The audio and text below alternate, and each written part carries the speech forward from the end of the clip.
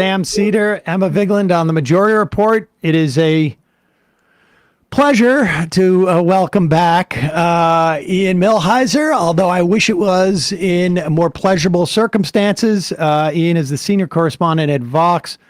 And maybe more importantly for folks, author of Injustices, the Supreme Court's history of comforting the comfortable and afflicting the afflicted.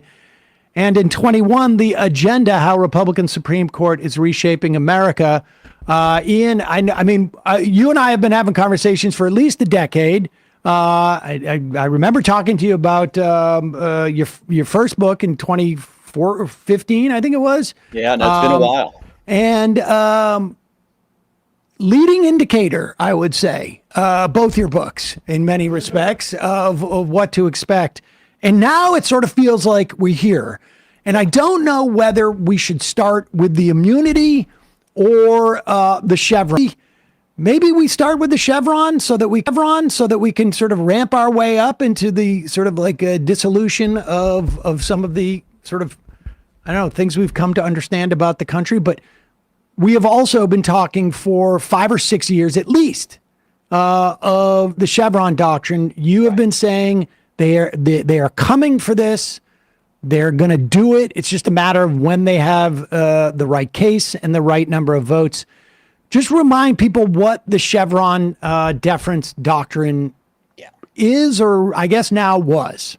So let's take a step back, I think, and discuss both of the big cases that you mentioned, because I'm trying to figure out in my own head how to reconcile them. So Chevron is a doctrine which says that for all the myriad range of issues that Congress has told a federal agency to figure out, and that could be anything from how power plants should reduce their emissions, to who gets overtime pay, to in some parts of the country, what you pay your cable company. I mean, just all scads of policy questions fall under the Chevron doctrine. The Chevron doctrine, which was overruled, said that generally courts are supposed to stay out of those sorts of policy decisions. Congress gave this power to the agency and not to the courts. And so we should have the federal agencies decide these questions. So that's one major decision that we got from the Supreme Court in the last several days. The other, of course, is the decision appointing Donald Trump as imperator and consular perpetual of the Empire of the United States. And I mean, I don't understand the value system in place, which says that we need to be absolutely terrified that Joe Biden might overreach and use his power to forgive some student loans, or to impose some needlessly burdensome regulations on a power plant that's emitting all sorts of pollution. You know, we got to be extraordinarily vigilant and make sure that the government doesn't overreach that way. But if Trump comes back into office and he orders the U.S. military to assassinate a rival, that's not really a concern. I just don't understand the value system at play in a court that can be hyper cautious about any exercise of governmental power in every context except the most frightening context imaginable. Can I give a thematic through line that I'll just float out to you, Ian? In Chevron and in this Trump case, it empowers the judiciary. It empowers the court. Right now, for all of these regulations, you got to go through the court system as opposed to having the agencies have this deference. And then with Trump, they didn't really constitute what an official and an unofficial act is. For the most part, it could be an ad hoc situation, which again empowers the courts to make those determinations based on what has become obvious to people are nakedly political and partisan lines. Yeah, I mean, it is certainly true that these courts want to concentrate as much power within themselves as possible. I mean, that's what overruling Chevron is about. It's about taking all of these issues in which executive branch agencies that are accountable to an elected president who can get voted out of office, taking all of that power away from them and giving the final word to unelected judges. That's absolutely what the Chevron cases were about. But I think the Trump immunity cases give us more certainty than, Roberts had all this hedging language in his opinion where he acted, well, there's this immunity, but it's only a presumption, and we're not, he was pretty clear that this is really broad immunity. So what he said in that opinion is he said three things. The first thing he said is that there's one bucket of instances where the Constitution gives the president a certain power. So the Constitution gives the president the power to issue pardons. And so the president can never, ever be charged with the crime or have any limitation placed on his ability to issue a pardon. And, you could take that as seriously as you want until you realize that one of the powers that the Constitution also explicitly gives the president is the commander-in-chief power. So that's why, it seems pretty clear that Roberts said that the president can order the military to assassinate his rivals, because if the president's actions cannot be contested when he uses an explicit constitutional authority, commander-in-chief power is right in there. All right, so I just want to make this explicit for people to understand. Like, that is sort of like of the three parts of this of Robert's theory. That is the one that is sort of like ironclad. Like, there's just no questioning of that. And Ketanji Brown Jackson made the point of like, well, the president has the authority to fire. I think it was the attorney general, but he can't go in there and shoot him. Right. Right. Like, he can't, like, it's not like, he can get rid of the attorney general, but he has to do it within the constructs of our laws. You Right. can't murder. So, but according to Roberts, if someone says to the president, I'm going to give you $1 million the day after you become president, or the day after you leave the president, or I'm just going to put it in your bank account now for a pardon, that sounds like you're okay if you're the president. So that arguably fits into a third box. So, the area where the court said that the president has the least amount of immunity is unofficial acts. And so the question is, what is an unofficial act? And they seem to indicate that even though issuing the pardon is an official act, like taking the bribe potentially is an unofficial act, so maybe he could be prosecuted for that. But isn't a bribe a quid pro quo? If the quid is okay, right, then the quo is irrelevant because it's not even related to the quid. Well, what the court said, and this is why I'm not sure that a president could even be prosecuted for taking a bribe, is what the court said is it said, yes, like maybe you could prosecute him for bribe taking. I don't know. They weren't really clear about that. But they also said you can't admit as evidence into the criminal proceeding any of the stuff that he did as an official act. So like the way that a bribery prosecution works is you have to prove motive. You have to prove not just that someone gave the president a gift, but that someone gave the president something in return for something else, the quid pro quo. And if you can't admit any evidence that if you're talking about the scenario where someone gives the president $1 million to pardon them, if you can't admit any evidence that he pardoned someone because that's an official act, I don't see how prosecutors can prove their case because they can't show that the president acted with the improper motive that the prosecution needs to prove. And in fact, that's going to have relevance to Trump's New York conviction in a moment. But let's get there. I didn't mean to take you off track. So the first sort of bucket for Roberts is that you have this sort of like official act that is mentioned by the Constitution, is sort of like in this zone of no questioning whatsoever, and right. and gives you almost like this sort of like a transcendent immunity. The second conclusion is about presumptive immunity, not like hard fast under all circumstances, but one that's like the benefit of the doubt goes to the president. Right. So there is the second box involves cases where the president does something that's within his official duties, but isn't specifically mentioned in the Constitution.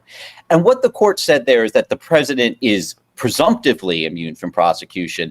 And then it said that the government has to clear an extraordinarily high bar. It said that the government has to show that essentially there's no way that prosecuting the president under these circumstances could do any damage to the executive branch. Now, I don't know what that means. And notably, the court didn't give any examples in its opinion of something that would clear that bar.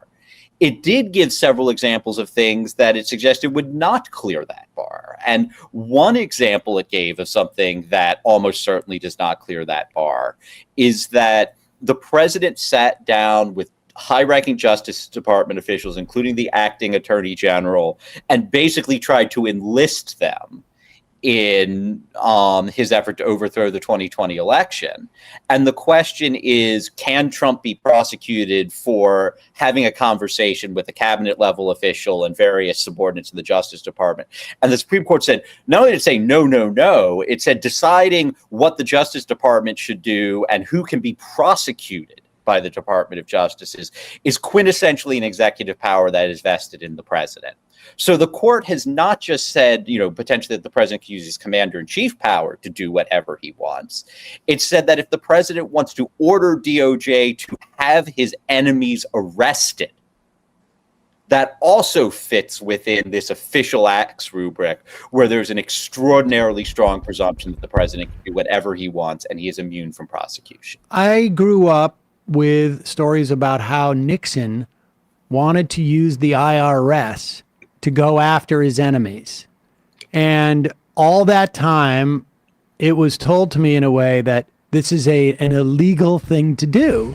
Yeah. But it turns out whoever told me that over the years was wrong, because it sounds to me like if Trump can say to the DOJ, go after this, what's to stop him to go to the IRS and say, okay, I want you not just to audit, but, I want constant harassment of these 5 people. Yeah, no, that's exactly right. And in fact, if this Supreme Court had sat during the Nixon administration, Nixon would have served out his second term. The criminal act that Nixon was eventually implicated in is that he was caught on tape. I mean, he wasn't caught on tape. He recorded every conversation that happened in the White House. But there was a recorded conversation of him telling his senior advisors, hey, lean on the intelligence community and get them to cover up this whole Watergate thing. And that was the criminal act. It was him telling his senior advisors, hey, go take care of this. And the Supreme Court was quite clear in its opinion that, it discussed this in the context of whether or not President Trump's conversations with Mike Pence can be brought into a criminal prosecution. They seemed to say no. And one of the reasons they gave was, well, the vice president is often one of the top advisors to the president, and the president has to be able to speak freely with his advisors. So if the president now can't be prosecuted for any conversation he has with his advisors, that means that Nixon did not commit a crime. If the president does it, it is not illegal. And to be clear, when we say he can't be convicted for having a conversation, it's not so much that he would be convicted for having a conversation. It's that the conversation is in pursuit of something that, if he wasn't president, would be illegal. Right. If I call up a hitman and I say, hey, I want you to go shoot my wife, I'm not just having a conversation with that hitman. There's a crime being committed there. And what the Supreme Court seems to have said is that rule no longer applies to the city. As long as that person works in the U.S. government, right, the president can do that. As long as the hitman's a cabinet official. Exactly. If the cabinet, if the hitman is some sort of third-party contractor, no. But if the hitman, if he goes to a unless he's contracted by the U.S. government. Right, exactly. Or there might be questions about chain of command here, but if Trump goes to one of his generals who it is part of his ordinary duties to speak to this general, and he says to this general, I want you to find a sniper and get this sniper to off Kamala Harris or, to off whatever Democrat Trump wants taken out. I mean, as I read the Supreme Court's decision, it said that that's not something that can be prosecuted. And the sniper might be able to be convicted of committing a crime. However, it seems to me that certainly the president has the ability to pardon that person immediately, and there would be nothing. And that's the end of the whole story. I mean, basically, that guy might have a defense that, like, I was ordered to by my commander in chief. And the court may say, well, okay, extenuating circumstances, I guess.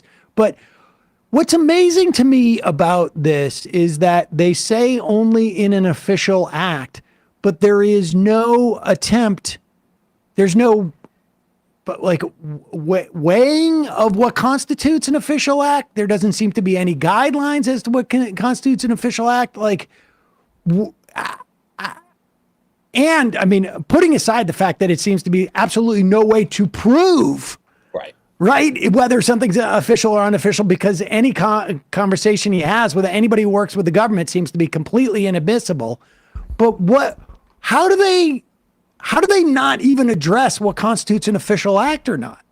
I mean, they address it to a very limited extent, but they play this weird game where they almost wrote half a judicial opinion, where they announced this bizarre new standard, for the second box of cases where the president has presumptive immunity unless you can show there'd be some sort of like extraordinary danger to the executive branch if you don't prosecute him.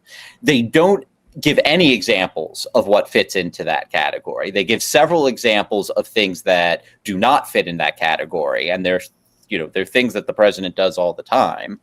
And like, if I am a prosecutor, what this opinion is saying to me is that if I want to bring charges against a sitting president, I am looking at years of litigation just to determine whether or not I'm allowed to bring these charges in the first place. And I mean, Donald Trump is 78 years old.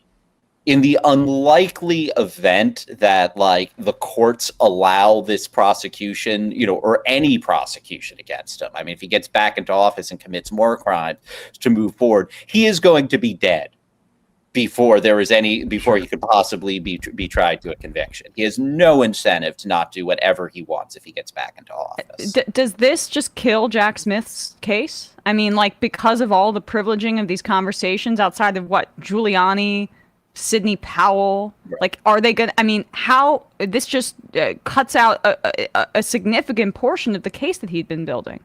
Yeah, I mean, there's a lot of lawyers on Twitter and some of the legal blogs producing these elaborate charts laying out which parts of the case are still alive and which parts of the case aren't.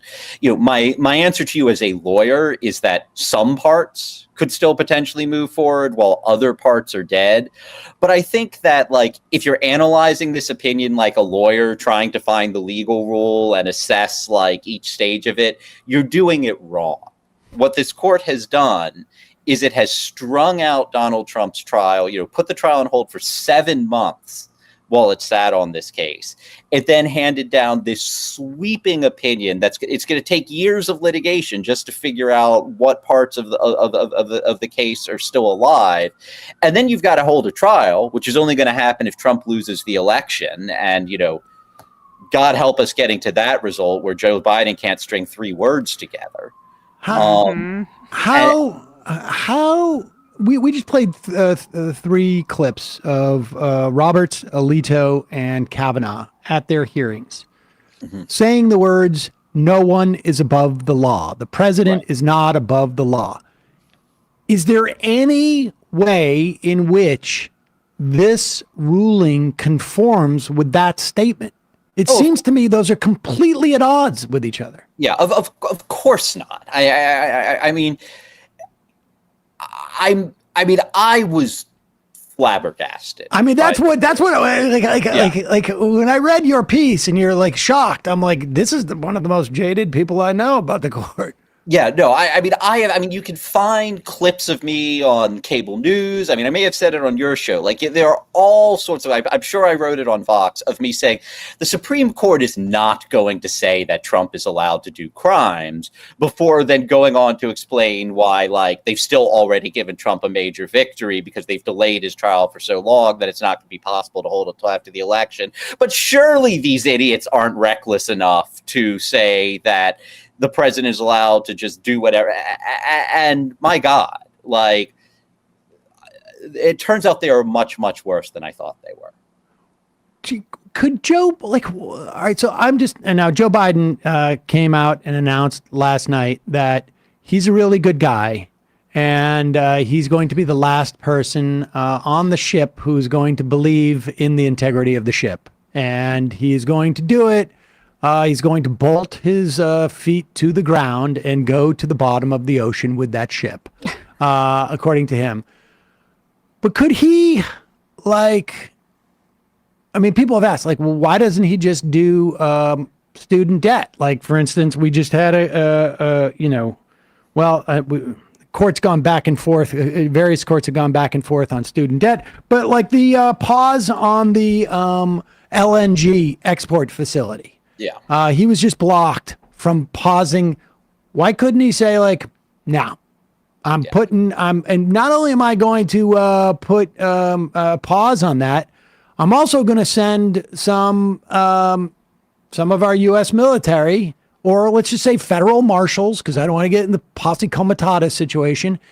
And they're going to sit there, and anybody who goes and tries to apply for a permit, they're going to have to deal with these guys. Like, I mean, what's the... I know Biden wouldn't do that, but what's to stop him under this ruling from doing it? I mean, probably nothing legal, except that at some point, maybe the service, maybe at some point the generals balk.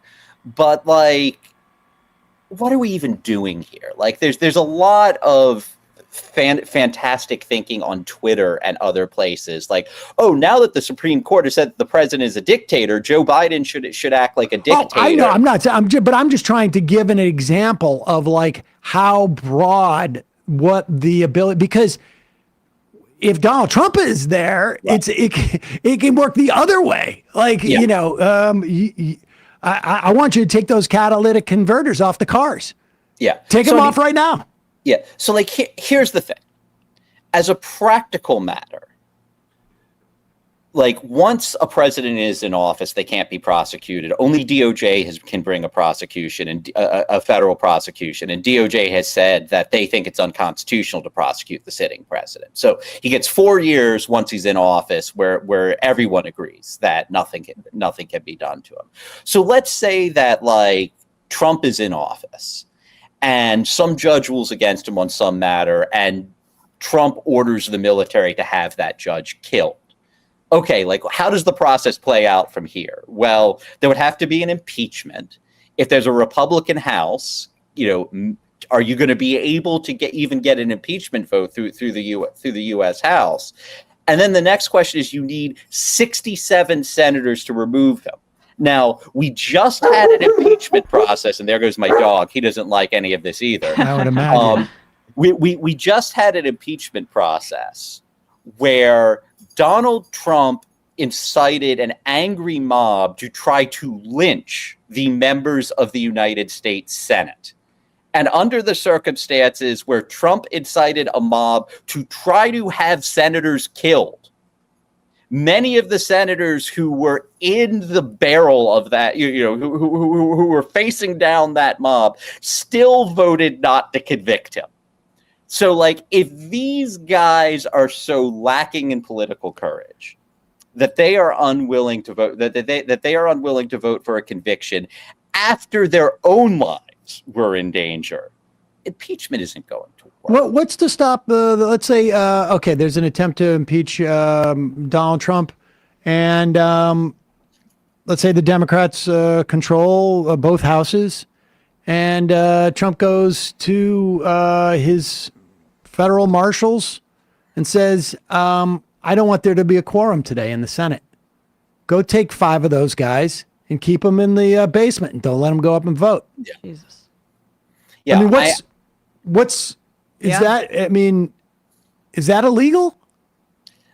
I mean, it would be illegal for the marshals to do it, but I mean, now that Trump can't be prosecuted, I guess he could pardon the marshals. I mean, we are entering a world where the continued existence of American freedom depends upon U.S. officials who have the lawful right to carry a badge or a gun refusing an order from the president of the United States. And that's not a position you ever want to be in. Well, if they're in the military, they have an obligation, not even marshals, say members of the military have an obligation to follow what their commander-in-chief is saying. They take an oath to the Constitution. Understood. But it's also how the Constitution is being interpreted right now is I think, a little bit unclear as to whether the president... But this set of circumstances that we're laying out here, that's just the textbook fascism. That's textbook. I mean, it is certainly very frightening. I mean, like the one thing that distinguishes it from historical fascism is in historical fascism, you had institutions like the SS and the SA or the Black Shirts or other extra governmental militias whose purpose was to do violence on behalf of the ruling party or the party that inspired to rule. The Proud Boys. For instance, it's something like imagine the Proud Boys times 100. Like, imagine if there were armies of men wearing, I guess it's like yellow and black plaid is what the plaid boys wear. Like, imagine that when you walked out into the streets of any major city, there were parades of men in yellow and black flannels who you knew would beat the crap out of you if you stepped out in line with the ruling party. That's what historical fascism looks like. What the Supreme Court has set up is a situation where the people who would potentially be doing the beating up of dissenters or the arresting of dissenters or the killings of dissenters would be government employees. And there are rules that are supposed to say, whether you're a member of the military or otherwise, that you have to refuse an illegal order. But you have to ask yourself the question, how confident are you that if the president of the United States gives an illegal order, that there won't be anyone in the military or in any U.S. law enforcement agency that is willing to say yes? And it's an official act now. But that's what I was going to ask. Yeah. Is there such a thing as an illegal order anymore from the president?